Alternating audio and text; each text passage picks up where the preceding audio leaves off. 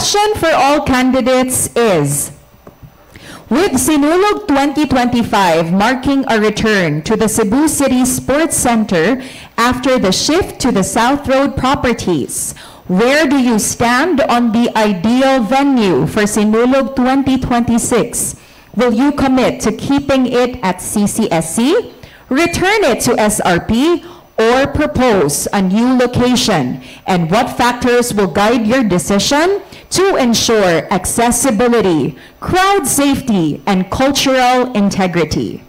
This time, atong sugdan ni Mayor Michael Rama. When it ain't broken, why fix it? It was not only a matter of haste when we thought of doing it at SRP. It went through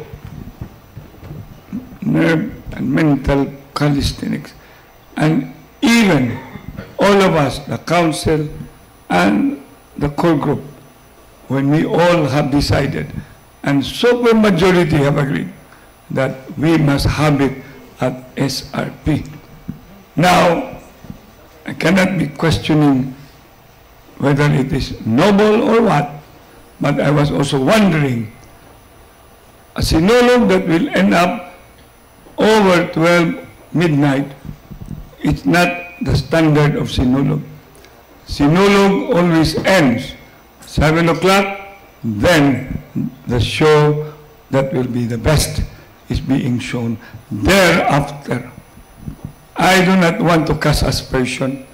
When I'm back, I will provide more bridges. Mr. will be helping, and more partnership from the private, so that those who cannot afford to go to SRP, we will bring them to SRP for free.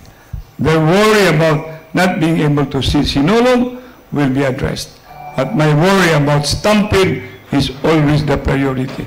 I have always been telling this in all my campaign sorties in the different barangays. Again, this time I will beg to differ with our beloved Mayor Mike Rama. My main answer to the question, if shall we be bringing Sinulog back to Abiliana or shall it remain in SRP? I have always been telling, we already have a venue here in Abiliana.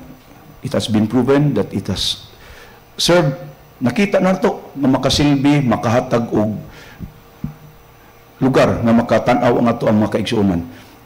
I will bring the Sinulog back to Abiliana because it is near the Basilica. Because the main goal of the Sinulog is to pay homage to the Sinulog, to the Senior Santo Niño.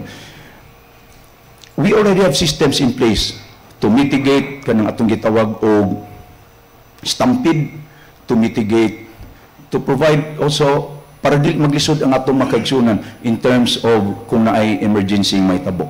So, Sinulog will go back to Abiliana. But again, I will always consult the chairman of the Sinulog Foundation Incorporated, the mayor of the city of Cebu, Mayor Mike Rama. I will also always consult him.